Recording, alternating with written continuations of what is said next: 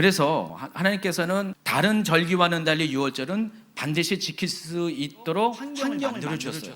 또 더군다나 두 번째 해에서는 시체를 접촉한 것으로 인해서 유월절을 지키지 못한 사람을 위해서 제2의 유월절이라는 그냥 별도의 규정까지 만들어서 유월절을 지키도록 하셨다는 것입니다. 도대체 왜 하나님은 이와 같이 유월절을 강조하셨고 지킬 수 있도록 도와주시고 왜 이랬을까요? 여러분 뭐 때문에 그런가요? 유월절이 의미하는 게 있죠. 유월절은 바로 하나님과 관계 안에서 구원을 받은 날이에요. 오늘날 우리가 영적으로 이 유월절이 어떤 날입니까? 여러분이 죄에서 구원받은 그날이에요. 여러분이 죄인에서 의인으로 바뀌는 바로 그날이에요. 유월절은 그런 의미가 있어요. 구원과 관련되어 있어요. 유월절.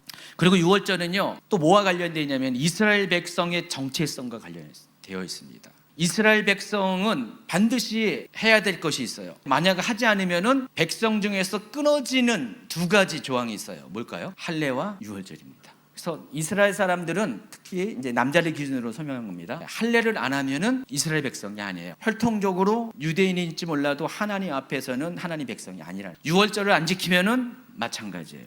그래서 할례와 유월절은 이스라엘 백성의 정체성을 나타내는 겁니다. 하나님과의 관계를 나타내는 것입니다. 만약에 내가 할례를 안 했다, 유월절을 안 지켰다, 그러면 스스로 나는 하나님의 백성이 아니라는 것을 스스로 선언하는 것과 똑같다는 것입니다. 그래서 하나님은 유월절을 반드시 지킬 수 있도록 환경까지를 동원하면서 유월절을 지키도록 유도하셨다는 것입니다. 이와 같은 이유들 때문에 유월절은 반드시 꼭 지켜야 할 중요한 절기라는 것입니다. 그래서 민수기 9장 13절 이하에는요 어떤 내용이 나오냐면은 그럼에도 불구하고 하나님이 이렇게 배려를 했음에도 불구하고 시체와 접촉하거나 여행 중에 있는 것과 같이 어쩔 수 없는 상황이 아님에도 불구하고 의도적으로 유월절 지키지 않는 사람이 만약에 있다면은 그런 사람에 대해서 어떻게 말씀하시는지 13절을 읽어주시기 바랍니다. 그러나 사람이 정결하기도 하고 여행 중에도 잊지 아니하면서 유월절을 지키지 아니하는 자는 그 백성 중에서 끊어지리. 이런 사람은 그 정한 기일에 여호와께 헌물을 드리지 아니하였은즉 그의 죄를 담당할지며.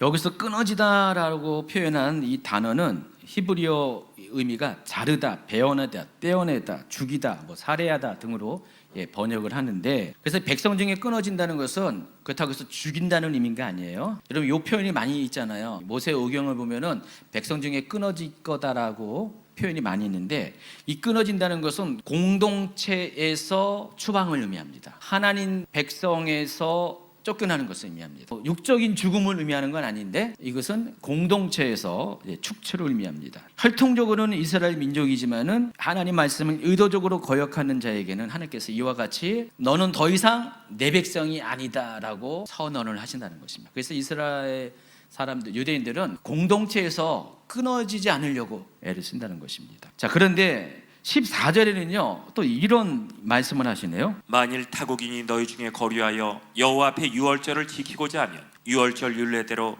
그 규례를 따라 행할지니 거류민에게나 본토인에게나 그 율례는 동일할 것이니라. 혈통적으로는 유대인이 아니에요. 히브리 사람이 아닌데 외국인 중에서 유월절을 지킬 것을 원하는 사람이 있어요. 그런데 하나님께서는 그런 사람을 받아주라는 거예요. 유월절은 혈통적인 유대인만 지킬 수 있는 자격이 있는 게 아니라 외국인 중에서도 유월절을 지키길 원하는 사람들은 받아들이라는 것입니다. 단 조건이 있어요. 전제 조건이 뭐냐? 유월절을 지키는 모든 규례와 율례를 그대로 그들도 지켜야 돼요. 제일 중요한 게 뭐냐? 바로 할례를 해야 돼요. 외국인도 할례를 해야 돼요. 그러니까 출애굽기 12장 48절 49절 너희와 함께 거류하는 타국인이 여호와의 유월절을 지키고자 하건 그 모든 남자는 할례를 받은 후에야 가까이하여 지킬지니 곧 그는 본토인과 같이 될 것이나 할례 받지 못한 자는 먹지 못할 것이니라. 본토인에게나 너희 중에 거류하는 이방인에게 이 법이 동일하니라 하셨으므로. 결국 외국이면서도 할례까지 받은 사람은 비록 혈통적으로는 이스라엘 민족은 아니었지만 종교적으로는 동일하게 하나님을 믿는 여호와 신앙을 갖게 되었으므로 하나님께서는 그들 또한 하나님 나라의 백성으로 받아들인다는 의미라는 것입니다. 자, 이와 같은 규례를 정하신 또 현실적인 이유가 있습니다. 출애굽기 12장 37절과 38절에 보면은 이스라엘 백성이 출애굽할 때 순수한 혈통의 유대인만 나온 게 아니에요.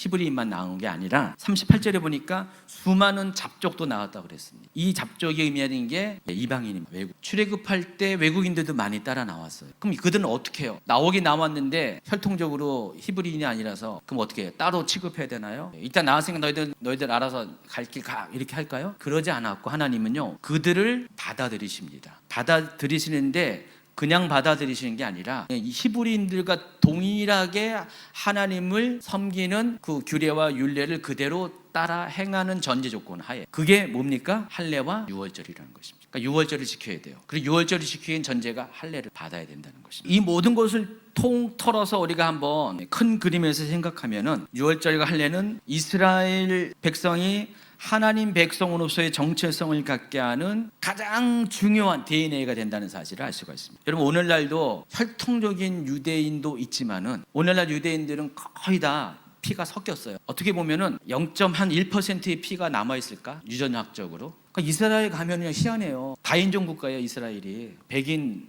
중동의 사람들의 모습을 가진 사람, 또 흑인도 있고요. 또 실제로 동양 사람 중에서도 유대인이 있어요. 그러니까 모든 인종들이 다 섞여 있어요. 근데 그들을 다 유대인이라고 불러요. 그래서 혈통보다는 뭘 따지냐? 신앙적인 정체성, 종교적인 정체성을 따진다는 것입니다. 오늘날도 그래요. 오늘날도. 사도 바울은요, 이보다 더 한 발 더 나아갑니다. 그래서 로마서 2장 28절, 29절에 보면은 무릇 표면적 유대인이 유대인이 아니요 표면적 육신의 할례가 할례가 아니니라 오직 이면적 유대인이 유대인이며 할례는 마음에 할지니 영에 있고 율법 조문에 있지 아니한 것이라. 그 칭찬이 사람에게서 아니요 다만 하나님에게서니라. 그러니까 사도 바울은요 한층 더 나아가서 뭐라 그러냐면은 그 전에는 혈통적으로 유대인이 아니더라도 유월절과 할례를 지키면 유대인으로 인정했는데 사도 바울 얘기는 유월절과 할례를 지키지 않아도 마음으로 자기의 유대성을 정체성을 가진 사람은 유대인이다라는 그런 고백을 합니다. 그러니까 믿음 그런 고백을 하면은 유대인이다라고 하면서 이 말을 어디에 적용하냐면은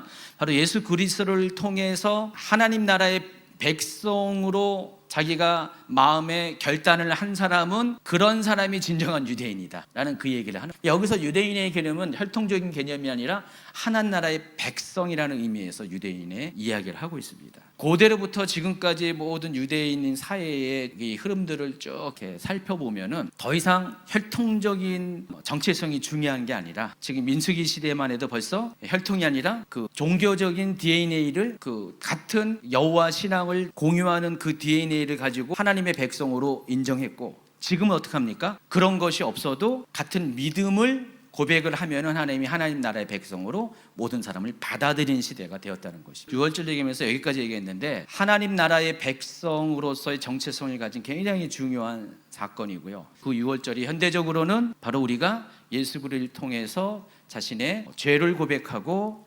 회개하고 예수 그리스도를 구주로 영접하는 그 사건이 오늘날 여러분에게서는 유월절의 사건이라는 것을 아시기 바랍니다. 그리고 이 할례를 받는다는 게 뭡니까? 마음에 정말 하나님을 신비에 새겨드는 것, 받아들이는 육체에 끝나는 것이 아니라 마음으로 할례를 받는 이 예전의 그 전통이 오늘날로 이렇게 영적인 것으로 이렇게 바뀌어서 우리에게 하나님이 받아들이게 했다는 것을 아시기 바랍니다. 그래서 오늘날은 오직 예수 그리스도를 믿는 믿음을 통해서 모든 사람이 하나님 나라의 백성으로 들어올 수 있는 길을 하나님이 열어두셨다는 사실을 아시기 바랍니다.